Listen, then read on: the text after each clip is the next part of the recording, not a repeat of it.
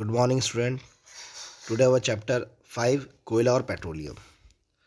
हम अपनी मूलभूत आवश्यकताओं के लिए विभिन्न पदार्थों का उपयोग में लाते हैं।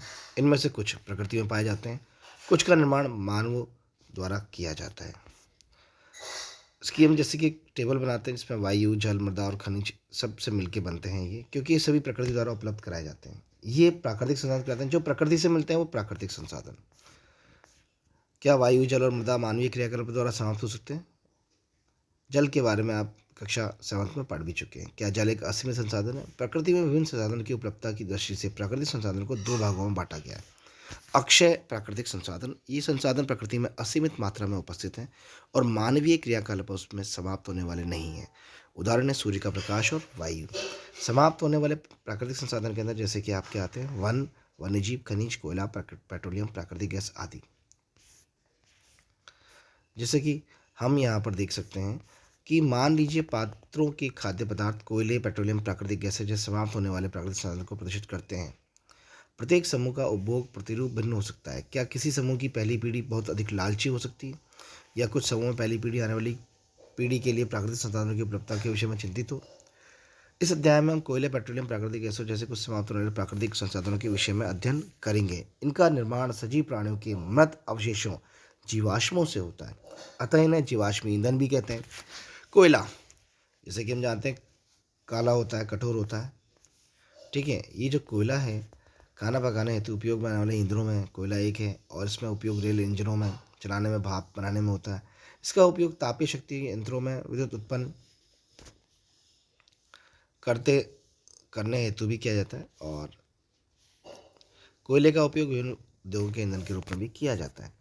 कोयले की अगर हम कहानी बोलें किस तरीके से बनता है, तो 300 बिलियन वर्ष पूर्व पृथ्वी पर निचले जलीय क्षेत्रों में घने वन थे। बाढ़ जैसे प्राकृतिक प्रक्रमण के कारण ये नीचे दब गए, और काफ़ी दबे होने के कारण, प्रेशर के कारण ये संपीड़ित हो गए। जैसे जैसे गहरे होते गए इनका ताप भी बढ़ता गया। उच्च ताप और ताप पर पृथ्वी के भीतर मृत पेड़ पौधे धीरे धीरे कोयले में बदल गए। कोयले के मुख्य रूप से कार्बन होता है कोयले में, और मृत वनस्पति के धीमे प्रक्रम द्वारा कोयले में परिवर्तन को हम कार्बनीकरण कहते हैं। क्योंकि ये वनस्पति के अवशेष से बना है, अतः कोयले को जीवाश्म ईंधन भी कहते हैं। कोयले को एक खान में दिखाया गया, जैसे कि हम यहाँ देख पा रहे हैं इस डायग्राम के अंदर। ठीक है ना। वायु में गर्म करने पर कोयला जलता है और मुख्य रूप से कार्बन डाइऑक्साइड गैस उत्पन्न करता है। उद्योग में कोयले के प्रक्रम द्वारा कुछ उपयोगी उत्पाद प्राप्त किए जाते हैं, जैसे कोक, कोलतार, कोयला गैस आदि। कोक ये एक कठोर सरल और काला पदार्थ है। ये कार्बन का लगभग शुद्ध रूप है। कोक का उपयोग इस्पात के औद्योगिक निर्माण हेतु निर्माण और बहुत से धातुओं के निष्कर्षण में किया जाता है। कोलतार ये एक अप्रिय गंध वाला काला गाढ़ा द्रव होता है। लगभग 200 पदार्थों का मिश्रण है।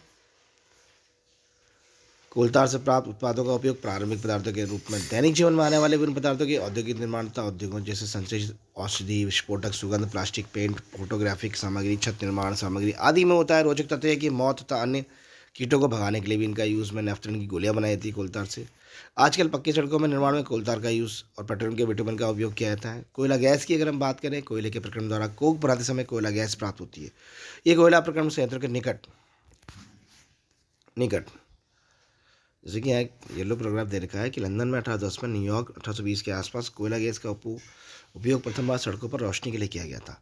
आजकल इसका उपयोग रोशनी के बजाय ऊष्मा के स्रोत में किया जाता है, और ये कोयला प्रक्रम संयंत्रों के निकट स्थापित बहुत से उद्योगों में ईंधन के रूप में उपयोग में की जाती है। अगर हम पेट्रोलियम की बात करें, आप जानते हैं कि ईंधन के रूप में पेट्रोल का उपयोग मोटरसाइकिल, स्कूटर सब में होता है। ये ईंधन प्राकृतिक स्रोत से प्राप्त होते हैं, ये पेट्रोलियम कहलाते हैं।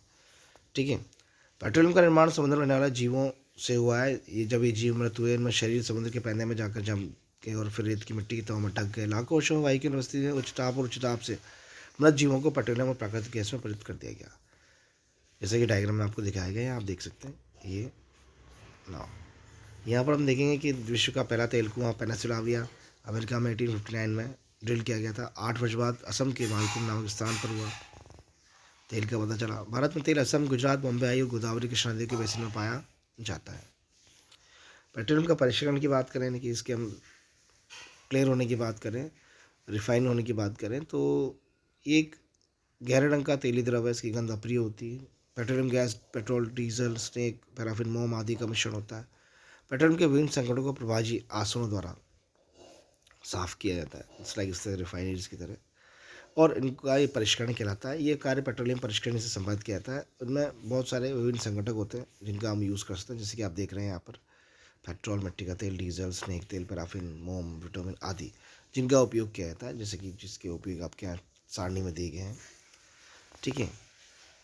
प्राकृतिक गैस की अगर हम बात करें, प्राकृतिक गैस एक बहुत महत्वपूर्ण जीवाश्म ईंधन है, क्योंकि इसका परिवहन पाइपों द्वारा सरलतापूर्वक हो जाता है। प्राकृतिक गैस को उच्च दाब पर संपीड़ित प्राकृतिक गैस सीएनजी के रूप में भंडारित किया जाता है।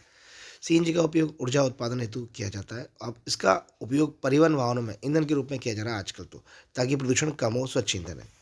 सीएनजी का अधिक लाभ यह है कि इसे घरों में, कारखानों में सीधे जलाया जाता है। यहाँ इसकी आपूर्ति पाइपों के माध्यम से भी की जा सकती है। पाइपलाइनों का ऐसा जाल बड़ौदा, दिल्ली, गुजरात आदि भागों में अवेलेबल भी है। प्राकृतिक गैस का उपयोग प्राथमिक पदार्थ के रूप में बहुत से रसायनों और उर्वरकों के औद्योगिक निर्माण में किया जाता है।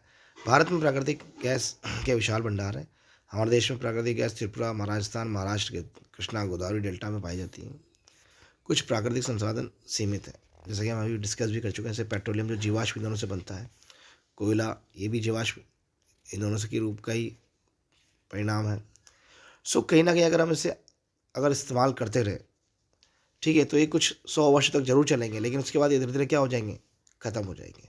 ठीक है। और इनका जो रिलेशन है वो विश्व उष्ण से भी है, ग्लोबल वार्मिंग से भी है। कहीं ना कहीं ग्लोबल वार्मिंग को बढ़ा रहे हैं, इससे हमारे पर्यावरण को बहुत ज़्यादा खतरा है। और इन ईंधनों की उपलब्धता लंबे समय तक नहीं होगी। सो भारत में पेट्रोलियम संरक्षण हेतु पीसीआरए लोगों को सलाह देती है कि गाड़ी चलाते वक्त कि गाड़ी जब भी संभव हो मध्यम गति चलाएं। यातायात लाइटों पर जहाँ आपको प्रतीक्षा करनी हो वहाँ इंजन बंद कर दें। टायरों का दाब बिल्कुल सही रखें। गाड़ी का नियमित रखरखाव सुनिश्चित कीजिए, इससे गाड़ी अच्छा एवरेज देगी और पेट्रोल कम लगेगा। तो यहाँ पर जैसे कि हम देख रहे हैं आपका चैप्टर होता है कंप्लीट। इसके बाद हम नेक्स्ट चैप्टर को अगली क्लास में डिस्कस करेंगे। थैंक यू वेरी मच बच्चा।